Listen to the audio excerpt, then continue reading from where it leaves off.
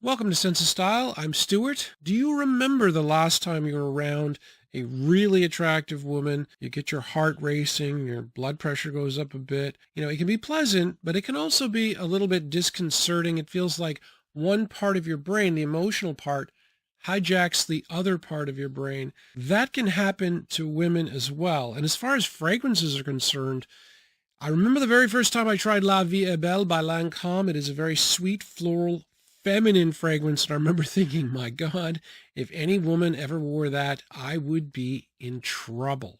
If you're careful about the fragrance that you wear in the right situation at the right time, you can do the same thing to women. And the great thing about women is they tend to be more sentimental than men. You get their heart racing once. And for some women, that is all they need. They have that thinking, okay, wow, he really moved me that one time. Then they start to chase the dragon. You get them doing that, and you're in. Today, I have 8 dragons.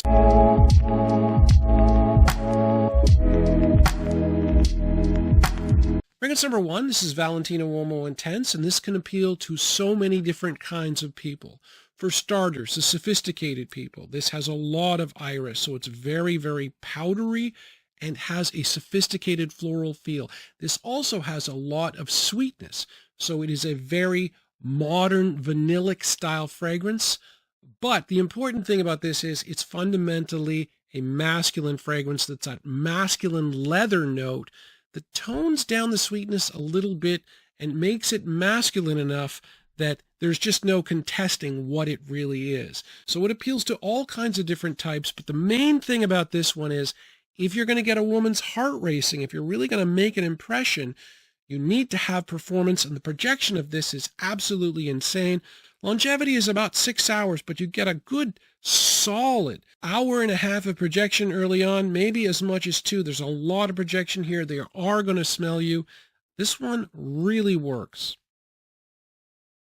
Fragrance number 2, I met somebody. I was selling some fragrances. I was talking to this young guy online. I ended up meeting him. He's about 20, 21.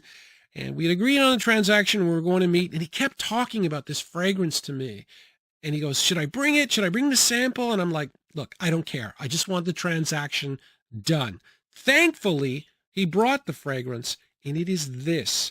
It is West Loop by Michael Malul. Now, Michael Malul is a niche house, so this is a very high quality fragrance, but it's not super expensive. At the discounters, this is about $125 or so.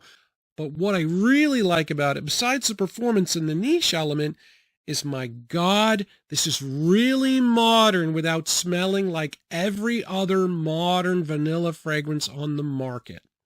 This is a sweet, floral fragrance, but it's not rose or iris, which are traditional notes for men, the florals that we normally wear, but it's still masculine.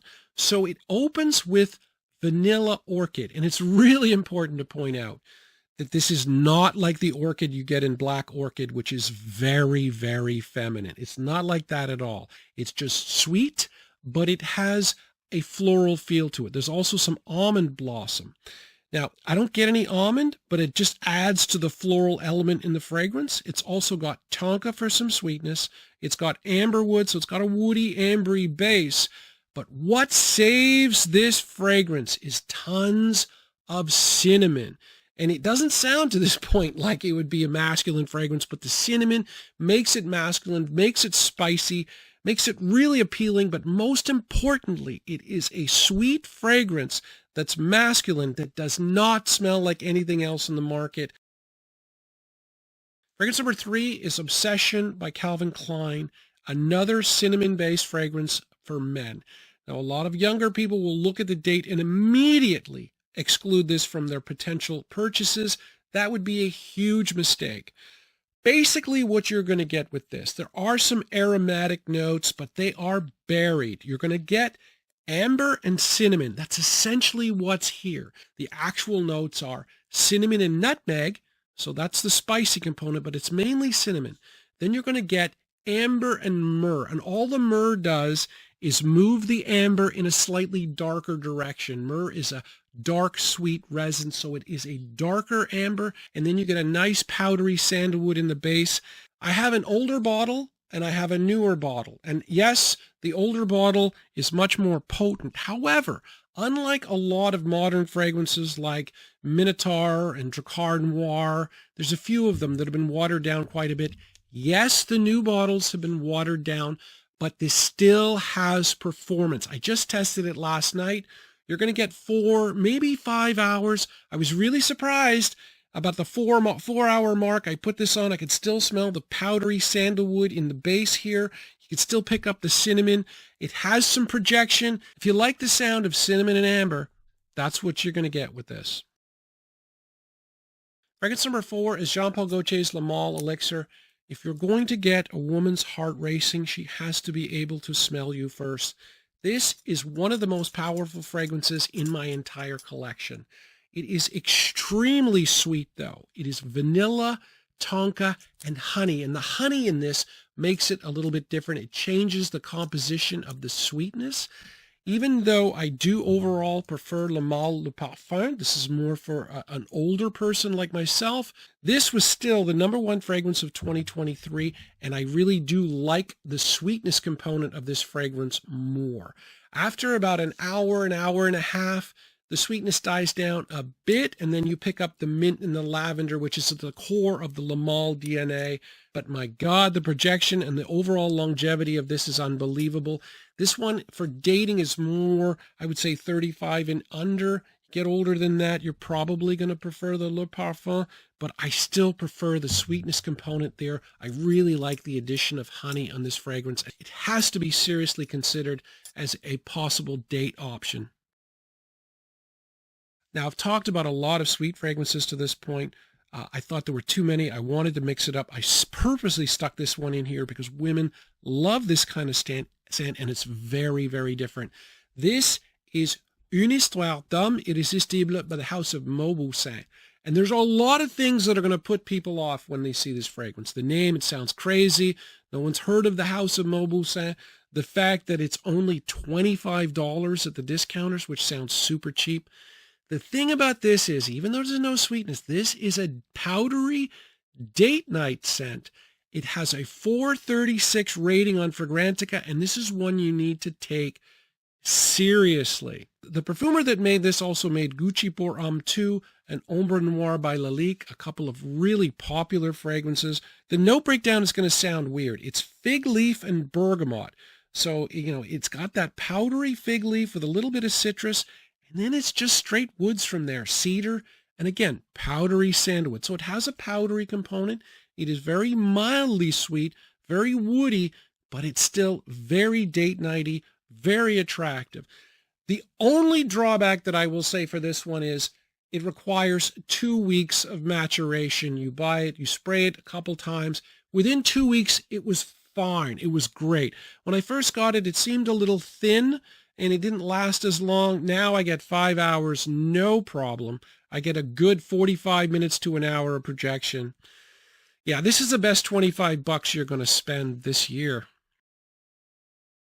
Fragrance number 6, we're back to sweet again. This is Lattafa's Khamrah, and I think for someone 35 and under, this would be a great date night fragrance. The price, $25. Don't be put off by that. This is an absolute beast mode fragrance.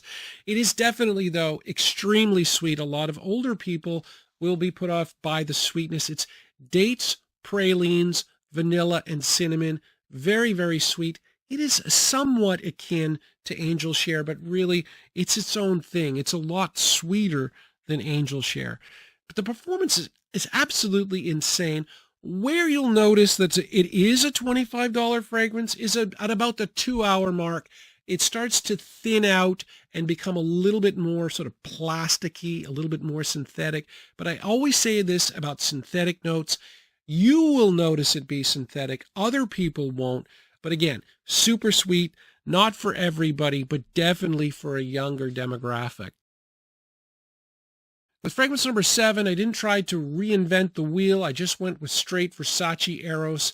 It's a fantastic, long-lasting, sweet vanillic fragrance with a little bit of apple and a little bit of mint. So an aromatic, fruity quality. The fruitiness dissipates after about an hour and a half, but the fragrance will last. This is an eau de toilette. I've gotten 12 hours longevity with it. I think this is the strongest eau de toilette that I own. There's a damn good reason that this has been around, been iconic for a dozen years. In terms of sales, this line with the parfum and the eau de parfum, it is still a top 5 seller after 12 years. It's like that for a reason. Women love this DNA. Fragrance number 8 is a $20 fragrance. It's a clone of Armani Code Profumo. This is Sapil Bound. This is an incredibly powerful fragrance for $20. It is a damn good clone. Now, $20, you're not going to get everything, right? So it's the opening that is a problem here. This acts a little bit like an Armani fragrance. So for the first 5 minutes, there's a fruity feel that doesn't exist in Profumo. However, after that first 5 minutes, the fruitiness dies down, and then you get to the core of Profumo, which is basically leather and a lot of sweetness. Tonka, in this case, tonka and amber. And then you also get some cardamom and nutmeg, the spicy element as well.